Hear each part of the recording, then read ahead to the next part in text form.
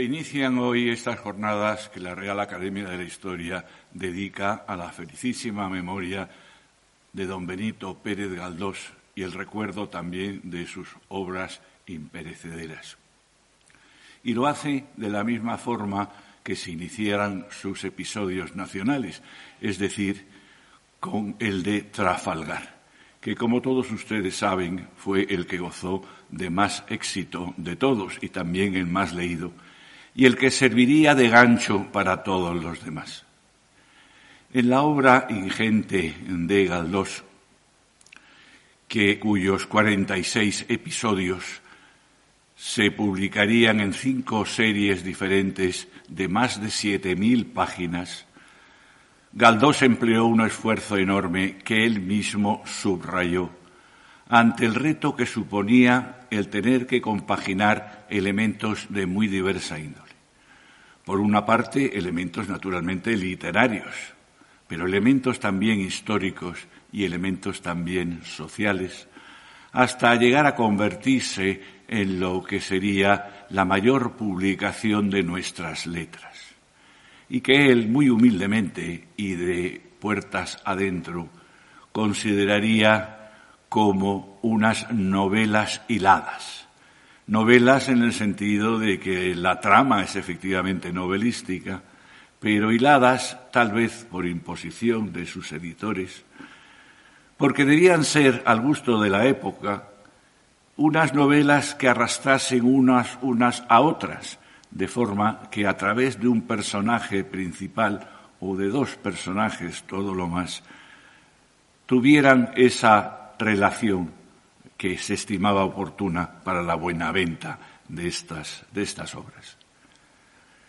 Galdós, en realidad, durante sus largos años de pensar y de confeccionarlas, muchas de ellas, unas y otras a la vez, emplearía muchísimo tiempo que descontaría de alguna manera de su otra vocación supeditada en todo caso, su vocación política, que miraría con cierto desdén desde el punto de vista del privilegio que concedía a sus obras literarias e históricas, que se han denominado por unos novelas históricas y por otros historias noveladas.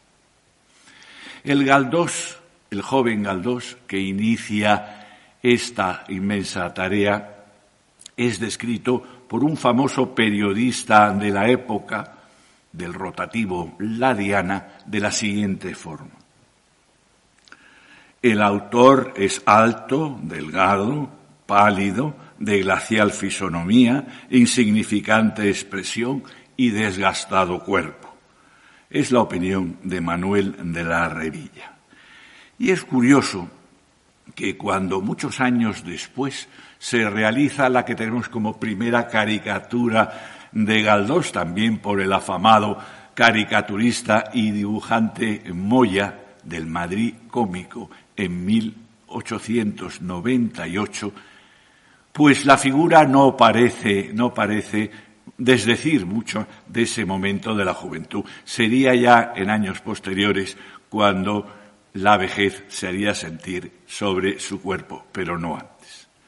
Es el momento de gran auge de la caricatura, del género caricaturesco en los periódicos de Madrid, y parece como si esta ciudad alegre y un poco descuidada pues no atendiese o sirviese de válvula de escape a los terribles acontecimientos que están sucediendo en este momento o van a suceder. acontecimientos estos del 98, que Galdós tuvo la oportunidad de tratar, pero, sin embargo, no quiso hacerlo. El título de Episodios le vino sugerido por un gran amigo suyo que sería su gran apoyo durante tanto tiempo, que fue José Luis de Albareda, quien quiso ver en ellos unos verdaderos hitos históricos que reunían dos cualidades esenciales desde luego para el momento. En primer lugar, ser novelados al gusto de la época. Por otra parte, siendo novelas, ser novelas históricas, que son las que más se venden también en este momento, como veremos, pero también tener la inmensa cualidad no sólo de instruir desde el punto de vista histórico, sino de envolver esa historia de una forma atractiva a través de su lenguaje absolutamente magnífico. Estos hitos históricos se presentan al público, sin embargo, en un momento que pudiera parecer no el más oportuno, a finales del siglo XIX, cuando en España hay muy pocos lectores, el público lector, aunque muy aficionado a ese tipo de lecturas, es, sin embargo, absolutamente minoritario. Otro gran contemporáneo, que es cronista y analista a la vez, que fue Ramón Rodríguez Correa, señaló con mucho acierto y con mucho ingenio que en la población española del momento, en esos 11 millones, de ellos prácticamente la inmensa mayoría, casi el 80%, son analfabetos totales. Y del resto, muchos simplemente saben lo esencial para poder enviar y recibir su correspondencia como lectores o como escritores. De esa minoría que resta, muchos, como afirma, viven o leen de gorra o de balde, o bien porque lo hacen a través de las bibliotecas públicas, que ya empiezan a ser numerosas, o bien porque se malacostumbran a recibir del autor como regalo pues su última publicación, so pena de enfadarse con él por los siglos de los siglos. Ocurre ayer como ocurre hoy. De ese público lector, buena parte es aficionado pues a esas lecturas de ambientación histórica, pero que son ligeras y de difícil mensaje, o bien traducciones como las de Walter Scott o las de Charles Dickens. Respecto a este último, del cual era admirador y lector convulsivo Benito Pérez Galdós, como lo sería de una ingente cantidad de libros de todos los tipos, él reconocería que le debía algo bastante esencial y que se va a repetir en sus novelas, y eso es esa que ya hemos mencionado, esa característica de que un personaje continúa en otros. Charles Dickens, del cual él escribiría un prólogo a sus obras completas. Hay, sin embargo, respecto a esta costumbre, ya un movimiento crítico, tal vez encabezado por Rodríguez Correa, que tilda estas historias noveladas como verdaderas majaderías ahistóricas y desde el punto de vista literario como verdaderas curserías, es decir, cursilerías.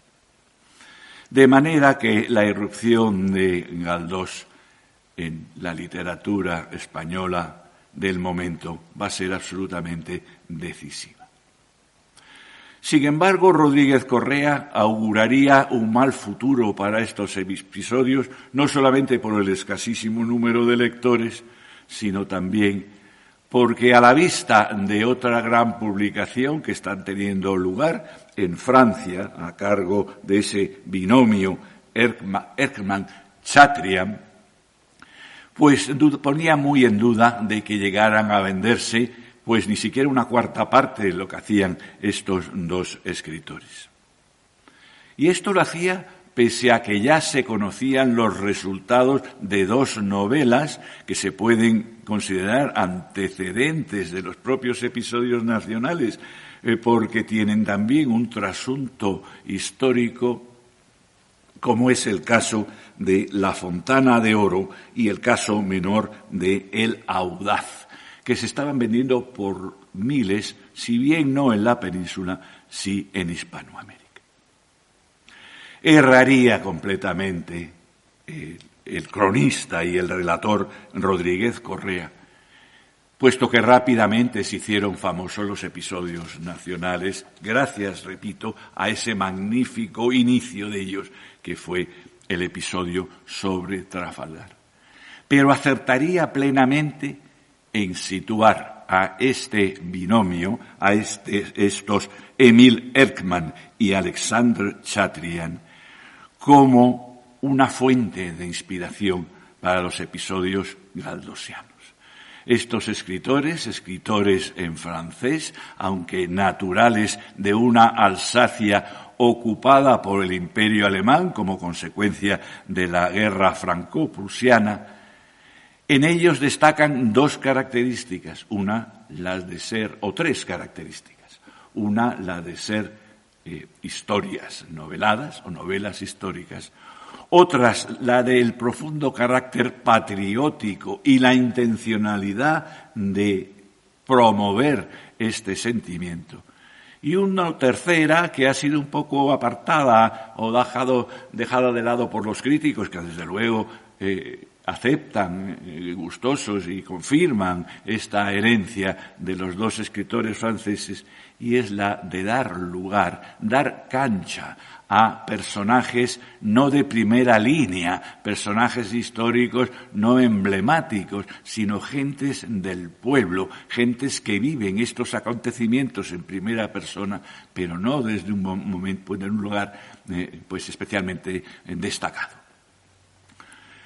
Soy de la opinión de que el Bailén de Galdós no hubiera tenido lugar si no hubiera habido un Waterloo primero de estos dos personajes.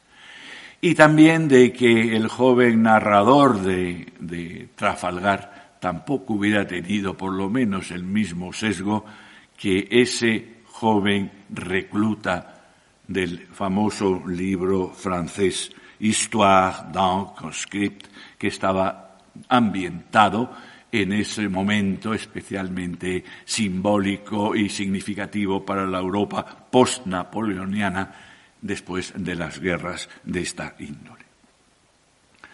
Para llevar a cabo esta conferencia he querido apoyarme en alguien o dos personas que son los hermanos Mélida, Enrique y Arturo, grandes dibujantes que fueron los que ilustraron la riquísima edición de 1882, que ocasionó no solamente muchas alegrías a Galdós, proporcionó muchas alegrías a Galdós, pero también algunos disgustos de carácter económico, porque Galdós, que dispone de suficiente fortuna personal, que nunca dilapidaría ni en grandes festejos, ni mucho menos en vicios, pues sí la empeñaría en la publicación de algunas de sus obras. Esta edición ilustrada, en la que había puesto tantas ilusiones, porque él siempre consideró que los episodios nacionales debían de verse acompañados de algunos monos, de algunas ilustraciones que calasen en el sentimiento popular que él procuraba pues poner en marcha. Él mismo tenía la condición, entre otras cosas, porque estaba abierto a todas las bellas artes, a todas las expresiones artísticas del saber humano, también era un buen dibujante. Es el momento de traer a colación uno de los dibujos del episodio Trafalgar que sabemos de ciencia cierta que fue obra de su mano. Es esa preciosa cabeza de un león que sostiene entre sus fauces un rótulo, un trozo de maderamen de un navío con el rótulo Trafalgar, en la que se puede ver la influencia de un gran monumento que se está fabricando en este momento, o de un añadido a un gran documento preexistente en la plaza londinense de Trafalgar Square, esos 4 leones que la flanquean. Y tal vez también en ese escudo de armas que diera la majestad británica al segundo de Nelson en la batalla, al almirante Collingwood, uno de cuyos leones que sirven de tenentes del escudo sostiene entre sus fauces también los trofeos de la batalla, mientras que uno de los cuarteles del propio escudo manifiesta o muestra el rótulo también de Trafalgar. El pacífico Galdós, el prolífico Galdós, inicia la serie de los episodios nacionales con una derrota, con la derrota de Trafalgar. Pero una derrota que no es una derrota cualquiera, es una derrota de grandeza trágica, incuestionable y, por lo tanto, enormemente novelable. Tenemos que tener en cuenta que en ella transmite Galdós no solamente sus conocimientos y su estilo, sino también su forma histórico-política de ver la historia. Cuando en 1873 se publica Trafalgar, estamos en pleno sexenio revolucionario. En pleno sexenio revolucionario que ve en la Gloriosa una reacción contra el antiguo régimen, que pilla ya muy lejos, pero que temen ellos que se ha vuelto a revivir y temen que vuelva a seguir reviviendo en algunos ministerios de la reina Isabel II. Por lo tanto, el mensaje que lanza al querer escribir sobre la historia del siglo que le tocó vivir es la de que el régimen anterior terminó o pretendíamos que terminara con Trafalgar y que la nueva época pretendíamos que se iniciara a raíz de Trafalgar. En realidad se trata de un magnífico arranque para la historia de todo el siglo. Galdós, que afirma que antes de concebir los episodios como un todo, ya tenía intención de escribir con Trafalgar, que él, como fruto de sus meditaciones, había llegado a la conclusión de que en la serie de derrotas que la Armada Española había sufrido durante el siglo XVIII, algunas tan significativas como la del Cabo San Vicente, habían ocasionado en esa base, en ese primer departamento de Marina, que era Cádiz, base de partida y base de llegada de las flotas derrotadas, un sentimiento un poco contrario a la Armada Española que se mostraba tan ineficaz. Esto se manifiesta claramente a través de uno de los personajes, uno de los más emblemáticos desde mi punto de vista de la obra Trafalgar, a través de ese contramaestre jubilado y tullido que es Marcial.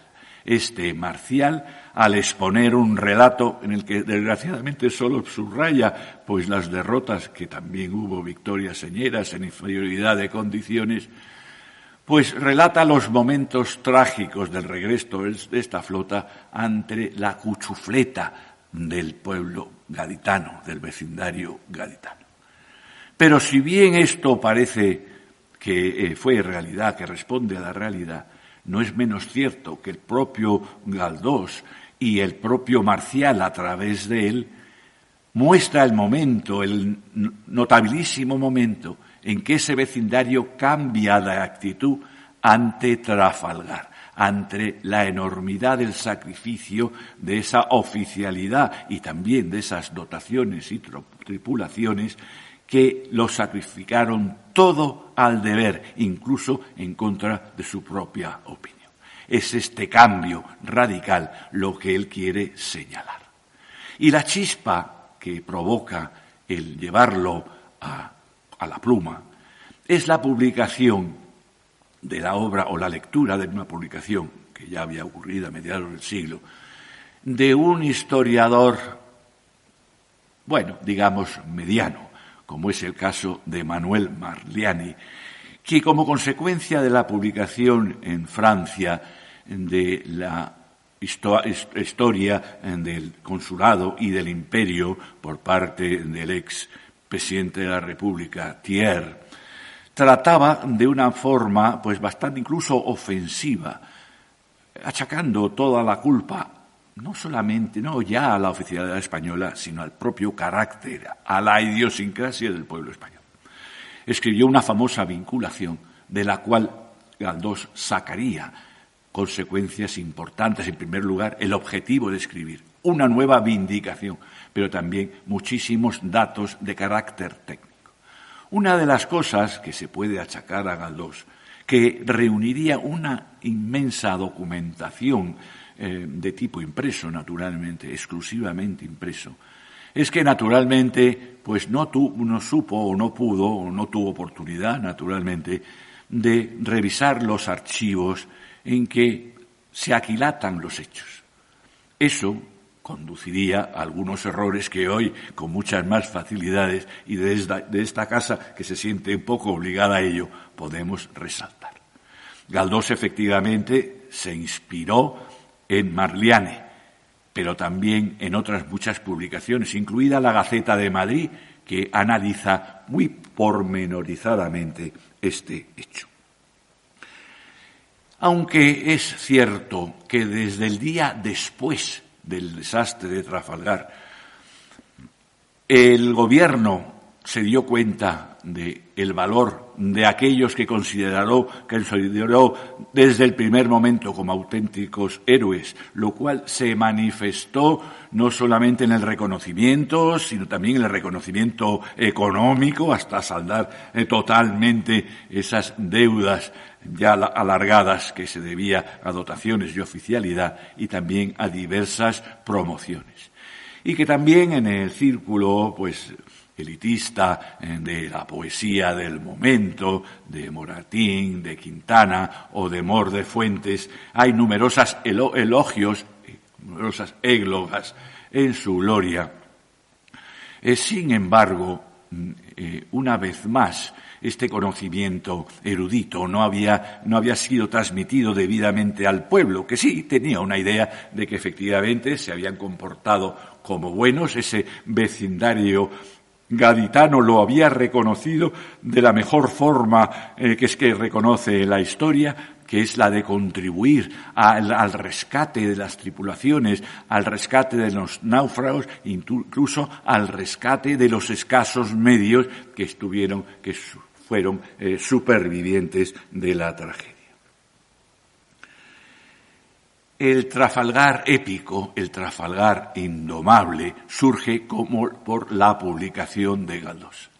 Y de ello se dio cuenta un periódico, un poco de la prensa amarilla, un periódico un poco desprestigiado, porque es un periódico muy crítico de una tendencia política más bien extrema, como fue El Garbanzo, de febrero de ese mismo año. Es decir, es que el que dio el anuncio, uno de los primeros que dio el anuncio de la publicación de Trafalgar.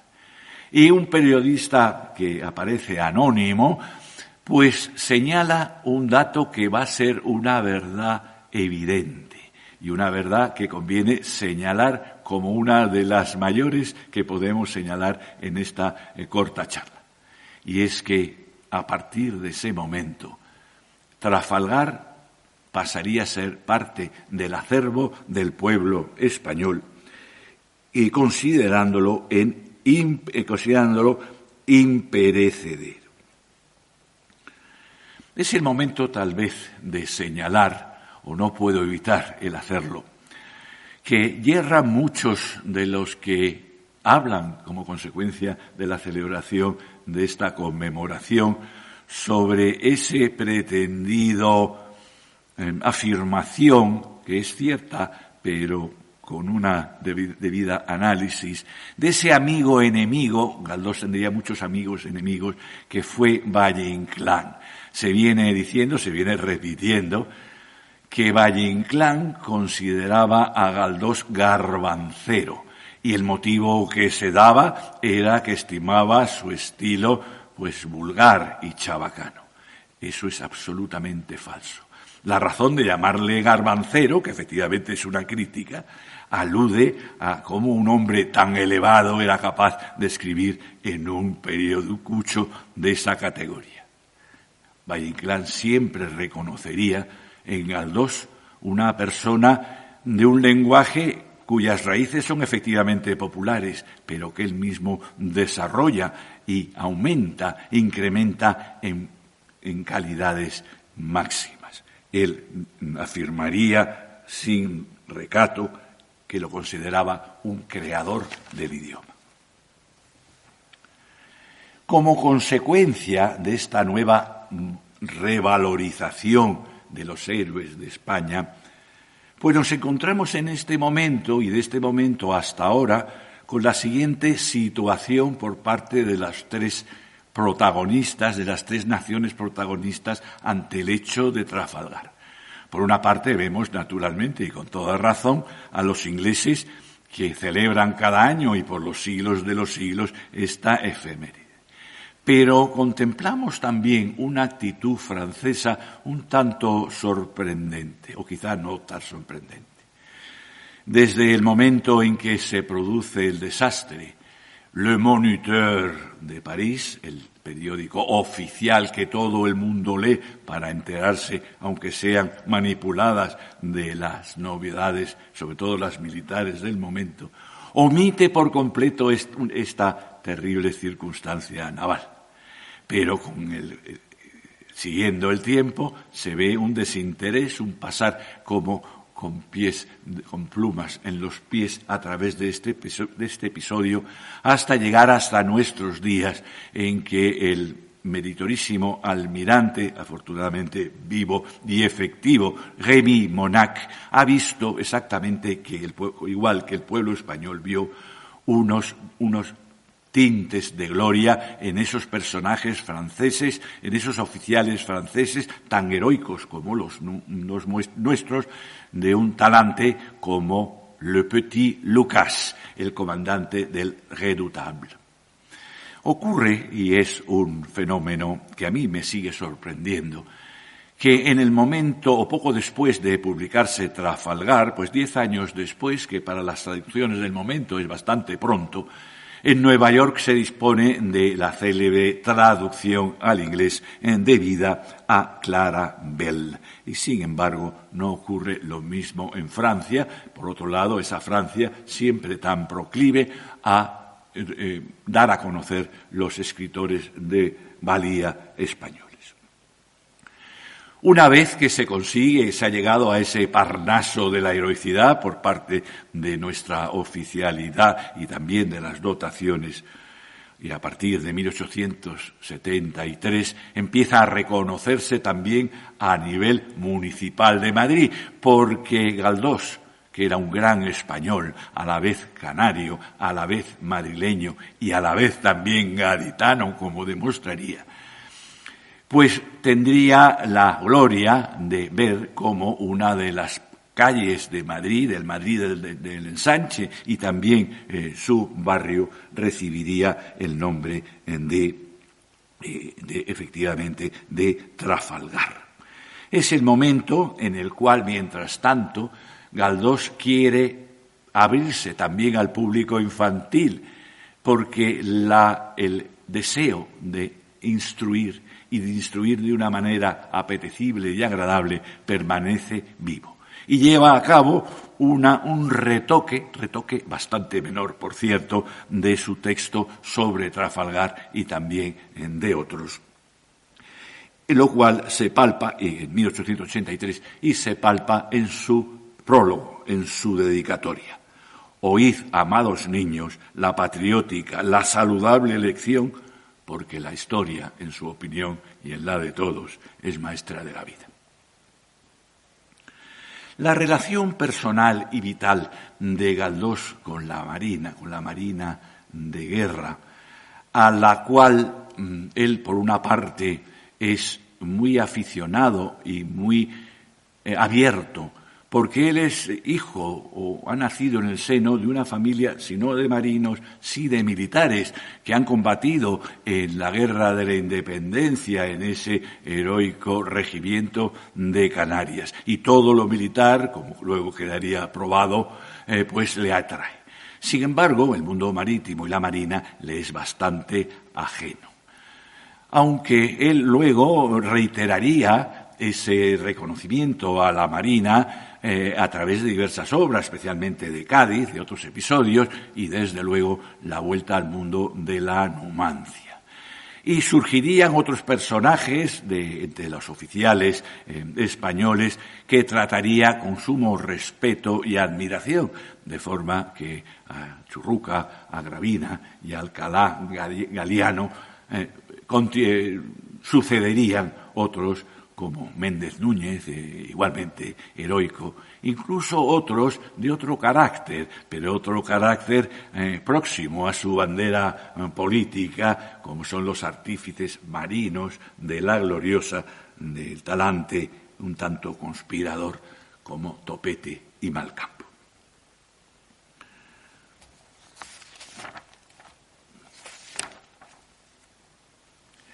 Pese a que Galdós había demostrado cumplidamente pues esa afición hacia la Armada y a que una separata propiamente dicha de esos episodios nacionales, concretamente el de Trafalgar, pues la dedicaría a la Marina de Guerra, esta, sin embargo, no se dio especialmente por aludida en Trafalgar.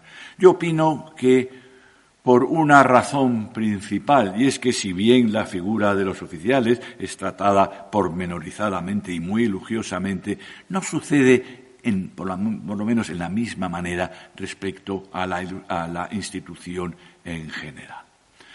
Y es curioso ver cómo una revista emblemática, que lo sigue siendo para la Armada, como la Revista General de Marina, que empezará a producirse pues unos años después, una década después de la publicación de Trafalgar, pero en plena edición de los episodios nacionales, pues ignora por completo esta obra que tanto se refiere a ella.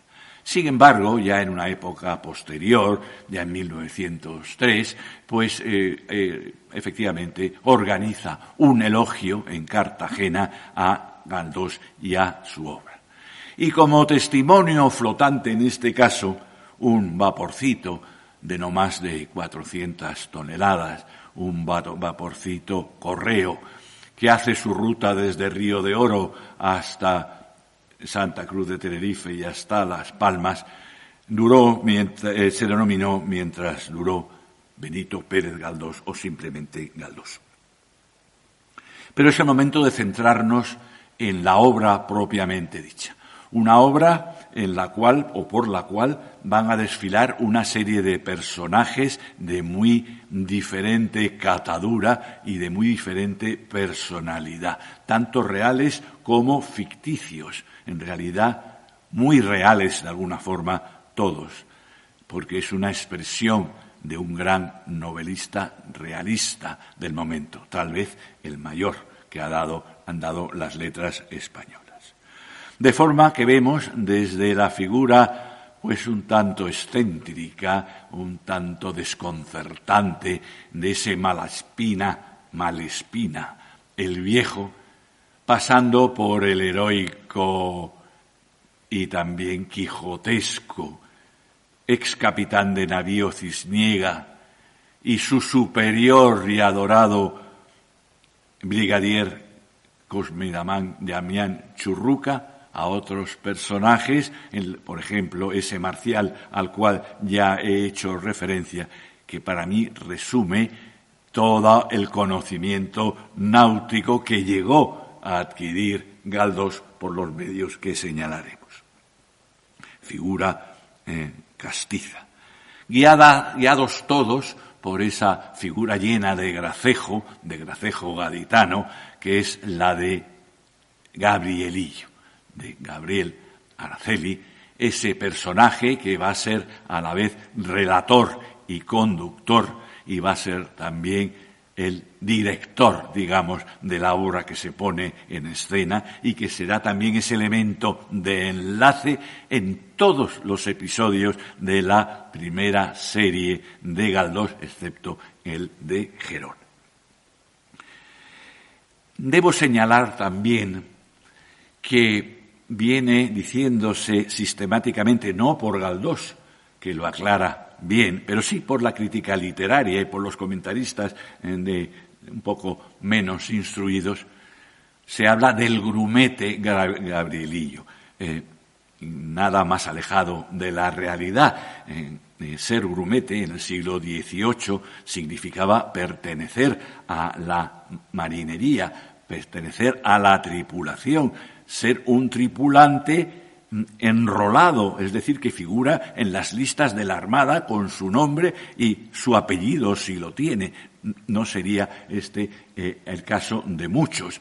Y que tiene sus derechos y sus deberes. Entre sus derechos está el de cobrar una paga o de tener esperanzas de cobrarla. Y entre sus deberes, la de mantenerse a las órdenes efectivo mientras durara el periodo de embarque, o su compromiso, de manera que no hubiese sido posible para Gabriel Araceli, a la vuelta de su aventura a bordo, volver al domicilio de su amo. Se trata de un criado personal, o paje, si se prefiere, de un ilustre embarcado, como fue el capitán de navío retirado Cisniega. Alonso Cisniega, personaje, digo, quijotesco, como lo es buena parte, prácticamente, hasta el capítulo 9 o 10 de Trafalgar, la gran influencia no solamente del Quijote, sino también de todos esos elementos tradicionales de nuestra literatura de los siglos XVI y XVII. En realidad, pertenece a esa clase de novice, es decir, de aprendiz de una profesión. Gabriel Araceli embarcaría, por lo tanto, un tanto, absurdamente, pero mucho más absurdamente, embarcaría su amo, que era un personaje del cual se reconoce que es un personaje que es tullido por lo menos de uno de los brazos y que tiene una gran inmovilidad y es ya muy anciano y achacoso. Esto resulta también inverosímil, es una licencia literaria, puesto que, naturalmente, si bien es cierto que en épocas sobre todo anteriores o en los viajes a Indias, los viajeros a Indias solían acompañarse de su servidumbre, para una campaña naval esto es impensable. Y además tenemos datos de las instrucciones que da el príncipe de la paz, quizá no la persona más cualificada para hacerlo, pero sí su superior, tanto a Gravina como a Churruca, de que seleccionen mucho el personal dentro de lo posible. No podrán hacerlo, pero no hasta el grado de embarcar tullidos. De hecho, el propio Galdós se da cuenta de que esto es bastante inverosímil y en diversas ocasiones hace decir a Gabrielillo que él se apartó de lado para no estorbar, estorbaría bastante, y también lo haría su amo, que sin embargo animaría a las dotaciones con gritos de valor. Tanto uno como otro acabarán siendo artilleros de ocasión. En ello queremos ver también un recuerdo heroico a esta Agustina de Aragón, que en el cerco de Zaragoza hizo algo parecido. Es una concesión al heroísmo con los efectos o bien reales en caso de Agustina o ficticios en caso de estos dos embarcados, pues me temo que con efectos pues bastante poco efectivos. Ajeno a lo marítimo, como hemos señalado, y mucho más a lo naval, Galdós se sirve de un personaje real, de un grumete real que lo había sido del Santísima Trinidad, al cual se desplaza a conocer a Santander, donde en ese momento reside. Él lo define, lo describe como un viejecito muy simpático de corta estatura, con levita y chistera anticuadas. Se apellidaba Galán y tenía ya 97 años, pero estaba muy lúcido. Y en él extrae todo ese vocabulario marinero que en su época le fue algo criticado por escaso, pero también todos esos conocimientos náuticos que él imprime y transmite a través de su Trafalgar. Resulta necesario también resaltar que en este momento, estamos hablando de 1872, meses antes de la publicación de Trafalgar, de manera que podemos deducir que dejó estos aspectos navales para el último momento, que habría tenido la ocasión de entrevistar a dos ilustres marinos, el más ilustre de todos, Casimiro Vigodet, que vivía muy lúcido aún también en Cádiz, y el brigadier Antonio Maimó, que vivía en Vigo. Ambos morirían ese año, pero morirían en plenas facultades. Pienso que a la hora de elegir este personaje, entraba dentro del proyecto de Galdós de no elegir personajes especialmente elevados, sino recuperar, recoger el sentimiento, la manera de pensar de un hombre, digamos, de la tripulación, no especialmente cualificado, sino todo lo contrario, como lo era este grumete. En realidad, es curioso detectar en la prensa de estos momentos cómo todos destacan cada año la muerte del que creen que es el último de los supervivientes de Trafalgar. De los que yo he podido detectar, el último lo fue el marinero José Andrés, que murió en Carcagente en 1879 con 97 años, dejando 4 generaciones de Andréses para recordar su memoria. En esto también los ingleses nos aventajarían, porque al año siguiente, en una de esas celebraciones de Trafalgar, asistirían y darían también lustre a ella, nada menos que 3 almirantes ingleses que habían sido habían sido guardiamarinas, en este caso, en Trafalgar, como fueron los almirantes Sartorius, Patton y Johnson. Parece ser que los ingleses también supieron cuidarlos algo mejor. Gabrielillo había vivido una niñez de penuria y de malos tratos en ese barrio que hoy no existe del sur de Cádiz, que se denominaba de la Viña. Sin embargo, este aspecto negativo había podido superarlo, incluso alegremente, diría yo, por medio de una vida picaresca. He señalado la influencia de la picaresca en la literatura de Galdós, concretamente en el Trafalgar, en los primeros capítulos. Una vida picaresca en la cual no solamente había ejercido labores pues un tanto de pícaro, de verdadero pícaro, sino también había tenido en ocasión de establecer contacto con ese mundillo naval interpretado por un niño tan pequeño, jugando a los barquitos de papel en las charcas de la caleta, de esa pequeña cala que denominamos y conocemos como la Caleta. Fugado de su casa por miedo a su terrible y borracho tío, pues recala, utilizamos un término naval, en casa de este ex marino este ex capitán de navío, de manera que estamos hablando de un personaje de cierto relieve social. Capitán de navío es el escalón inmediato al generalato de marina, al almirantazgo. Y en casa de este marino, además de tratar de describir muchos personajes que el tiempo y la ocasión nos impiden relatar, pero sumamente sabrosos, pues tiene ocasión de conocer a alguien que marcaría una profundísima huella en él, como es este Marcial, este contramaestre, que tiene curiosamente entrada libre en esta casa y tiene una intimidad muy notable con el capitán de navío Cisniega. Y digo curiosamente, y esta es otra concesión a lo novelístico, porque en este siglo, evidentemente estamental, esta entrada tan fácil en una casa, pues insisto, pues elegante del momento, pues resulta impensable. Galdós también lo creía así, y sin embargo, no varió en su criterio. Y digo que lo creía así porque él, en otro momento, define a la oficialidad de marina de ese momento como alma de los cuerpos armados de estructura aristocrática.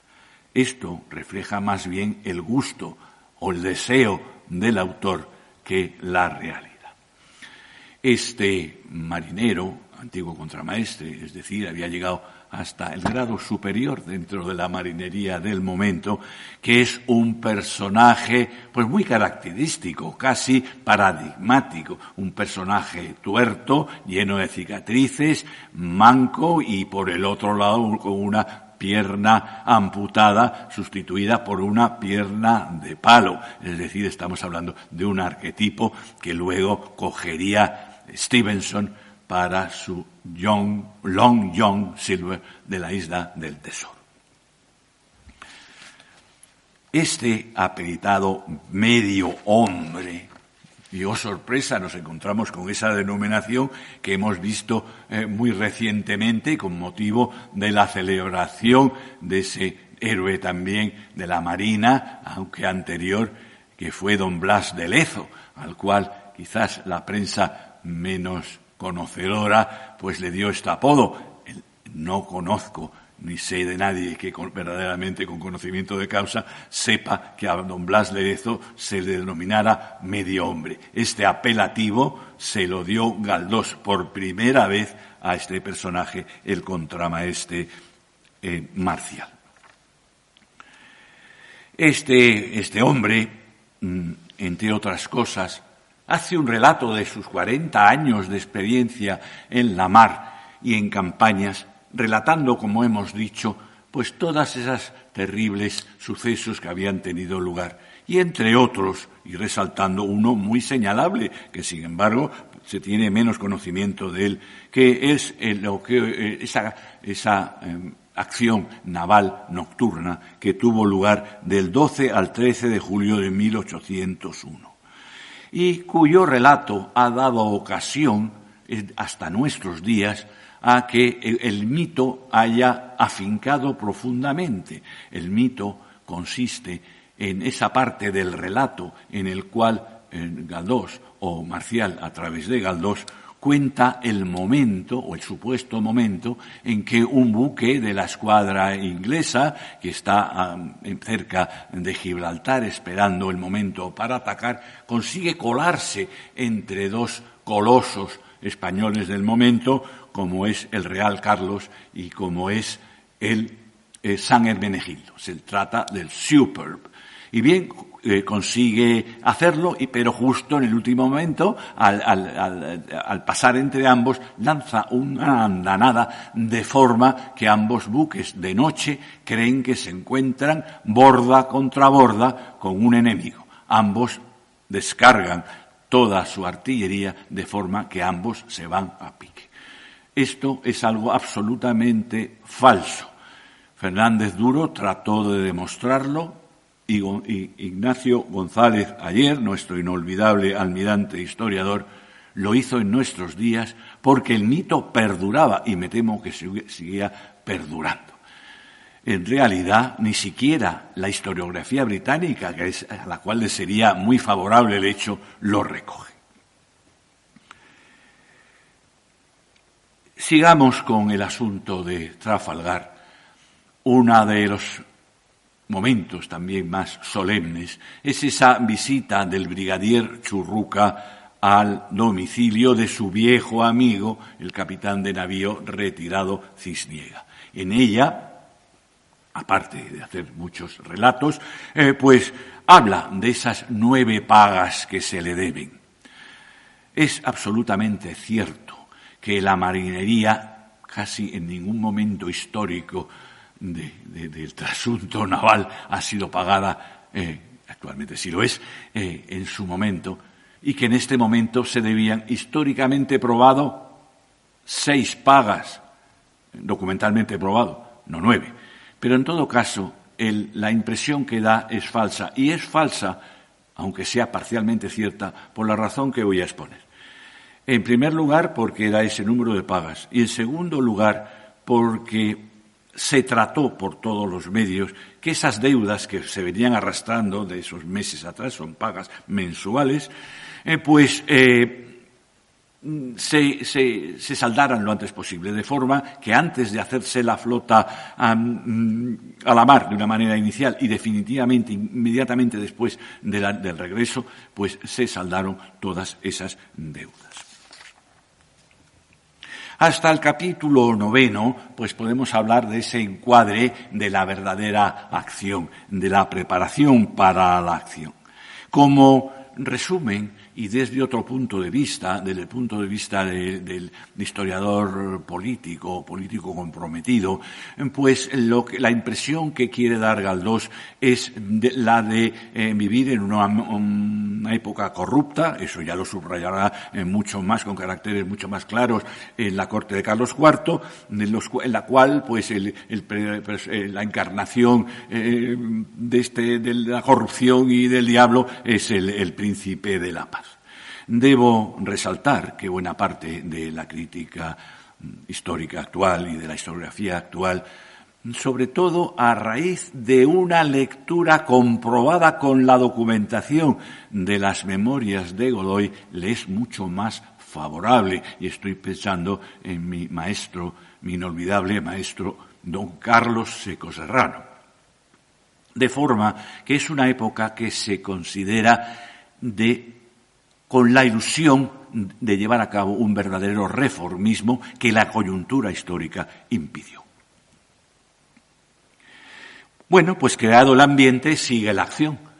Embarcan, por una parte, unos personajes y por otra parte, los personajes principales, que son el capitán de navío, Cisniega, y su pajecillo.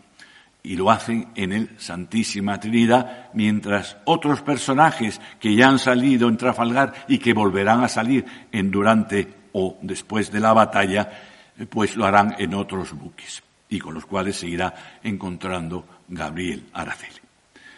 Y embarcan en el Santísima Trinidad y de nuevo nos topamos con un error no de Galdós, pero sí del comentarismo de los medios, y especialmente de los medios franceses, en que, si bien es cierto que Gabrielillo, pasmado de ver la mole que supone el Santísima Trinidad, él lo hace, una descripción preciosa de Galdós, cuando se aproxima su bote a subir por la escalerilla del portalón y de abajo arriba mira esa inmensa mole y, muerto de impresión y de un poco de miedo también, se acerca, se aproxima, se arropa al lado del cuerpo de su mentor y de su amo. Pues bien, él define que lo que ha visto es como el escorial de los mares. Pues bien, esto ha sido cogido, esta frase o esta apelativo, como si efectivamente en la época se le denominara el escorial de los mares, lo cual es también falso.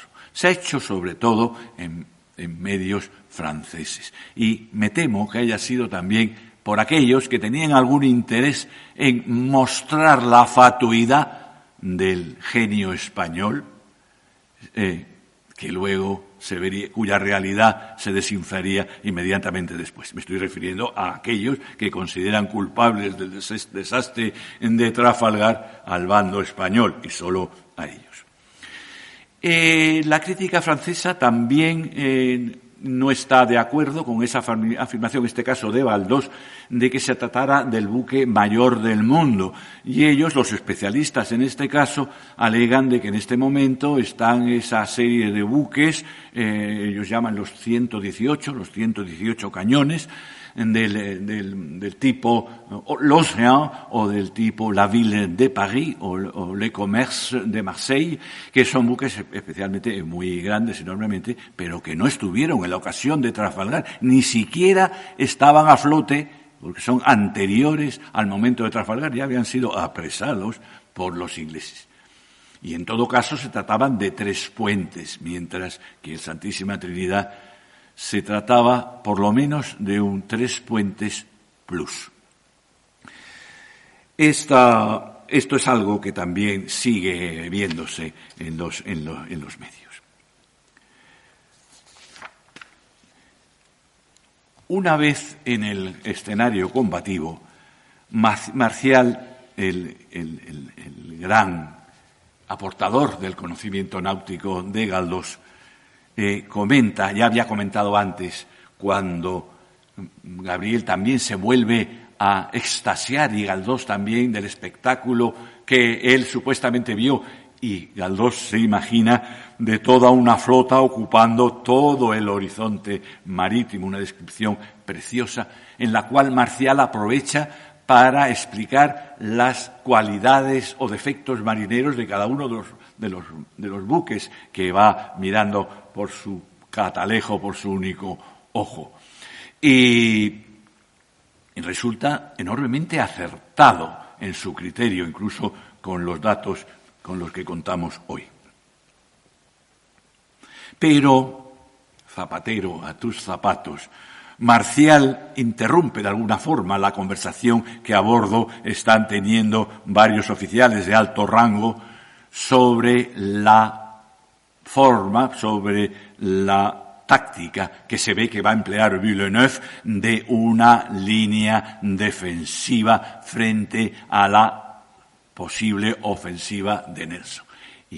Y Marcial, con una intuición increíble y con unos conocimientos tácticos insospechados, afirma que Nelson va a atacar en 2 líneas paralelas, de forma que va a cortar la línea hispano-francesa y poder envolver parte, en situación de superioridad, parte de estos buques, mientras los demás tardarán en virar por redondo y acudir al escenario. Esto resulta absolutamente inverosímil e impensable, como fue impensado, no fue tenido en cuenta, naturalmente, ni por el Estado Mayor de Villeneuve, ni por nadie en ese momento. Consistía en la gran novedad de la táctica del momento.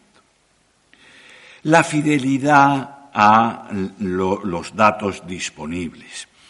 El relato del combate, que es de gran efectividad, realismo y ajuste a la realidad, está relatada en ese lenguaje tan enormemente asequible para todos, que hace fácil lo complicado. Sin embargo, hemos de señalar, y es en esta casa donde debemos aquilatar lo verdaderamente histórico, que del bando inglés Galdós tiene pocas referencias, aunque las tiene exhaustivas del bando español, pero eso no le impide pues publicar una serie de listado de nombres, de cañones, de dotaciones, pero como es un hombre responsable y tiene una voz de la conciencia, después de hacer esos relatos, dice, o esas listas pormenorizadas, dice, bueno, más o menos. De manera que no se le puede tener muy en cuenta.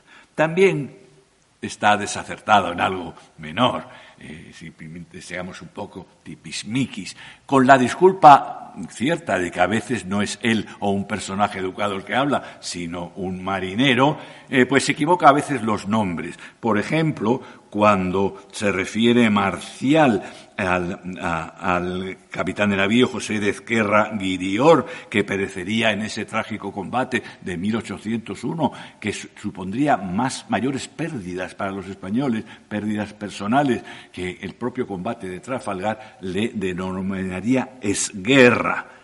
Un error un poquito mayor es al hablar más en extenso sobre el segundo de Churruca, para él Moina. Estaba hablando de don Francisco de Moyúa y Mazarredo, sobrino de Mazarredo. Y finalmente, pues al propio embajador francés, que lo es, embajador de Napoleón, que lo es desde 1802, para él, Monsieur de Bernonville, en realidad es Monsieur de Beauharnois. Siguiendo el trasunto y terminando ya, el Trinidad, rodeado de enemigos, mientras otros buques siguen sus peripecias, es rendido y tomado y presa del enemigo, que destaca una tripulación de presa. Y entonces Galdós emplea pues un truco literario muy hábil, de forma que sabemos de lo que está sucediendo en el resto del combate de Trafalgar a través de un oficial inglés que reconoce en el ya herido, igual que Gabrielillo, capitán de navío Cisniega, pues un antiguo conocido, y le cuenta lo que ocurre, entre otras cosas, la muerte de Churruca. Como insisto, es un acertadísimo sistema, porque ya Gabrielillo se había convertido prácticamente en omnipresente, de manera que ya era muy difícil que pudiese hablar de otros buques. El tiempo se avanza y la tripulación de presa y los propios prisioneros se ven inmersos en esa terrible tempestad y se ven obligados a colaborar para salvar el buque. En el momento en que se produce el abandono del buque, Gabriel ve desde su bote cómo se hunde el Santísima Trinidad. A partir de este momento, pues él irá transbordando a diversos buques, lo que igual, insisto, permitirá ir teniendo conocimiento hasta el final de la batalla. Primero lo hará al Bahama, que es un buque, y esto subraya con gran patriotismo, porque en su momento era poco conocido, que es un buque represado, un buque, como ocurrirá con otros, que después de haber sido tomado por los ingleses, esos españoles que no se resignaban con la derrota volvieron al lugar en franca inferioridad de condiciones y represaron algunos barcos. Sin embargo, este buque, que es el Santa Ana, pues también sufrirá los embates, de forma que Gabriel irá yendo por otros barcos e irá teniendo también conocimiento de sus vicisitudes. Las peripecias del San Juan de Nepomuceno y del valiente Churruca y del Rayo.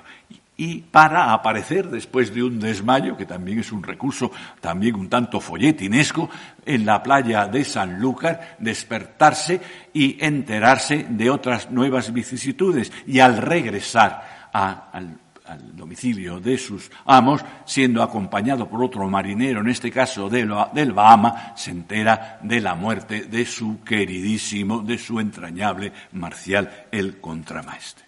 Una vez en el domicilio, pues dos circunstancias le van a obligar a buscar unos nuevos aventuras. Una de ellas, el ver sumido a su amo en una depresión absoluta, representación efectivamente del pueblo español o del sentir de la marina. Y por otra parte, el comprobar que alguien del cual no hemos tenido ocasión de hablar, que es Rosita, su sueño inalcanzable, pues va a contraer matrimonio con el hijo de ese cómico Malespina, por otra parte, valiente capitán de artillería Malespina.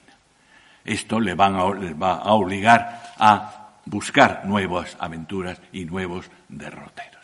Y cierra Galdós el episodio con un cierto número de páginas, porque también le obligan a que todos los episodios estén equilibrados y a invitando al lector a continuar las aventuras de Gabrielillo. Cuando se publica esta obra en 1873, estas imposiciones yo las veo en requisitos de Miguel Cámara, el socio editor de Trafalgar, que se publica sin pie de imprenta y se publica también no figurando como episodio nacional. Aún todavía no estaba, incluido en esos episodios nacionales.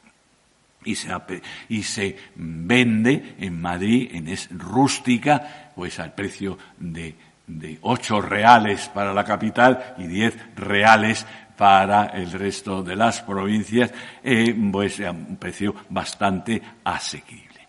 De hecho, cuando Galdós consigue la edición ilustrada y rica, que le costaría tanto de su propio peculio, pues afirmaría que durante 8 años había tenido estos episodios, ayunos de toda ilustración, pues solo había tenido esa envoltura de lo que él llamaba la dalmática nacional, es decir, la bandera nacional. Tenemos que tener en cuenta la bandera nacional, es decir, la bicolor, que continuaría durante el sexenio revolucionario y durante la Primera República, que la respetaría.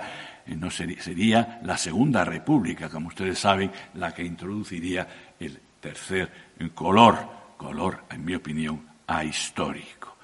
Creo profundamente, que Galdós apoyaría esta afirmación mía que hago ahora respecto a la bandera. El año 31 no tendría ocasión de ver sus episodios nacionales con la tricolor, pero él tuvo la satisfacción, por lo menos, de verla con la dalmática nacional, que es una preciosa figura para algo. La dalmática es una prenda, de la misma forma que consideran los daneses su bandera como el Dannebrog, el vestido nacional. Señoras, señores, muchas gracias.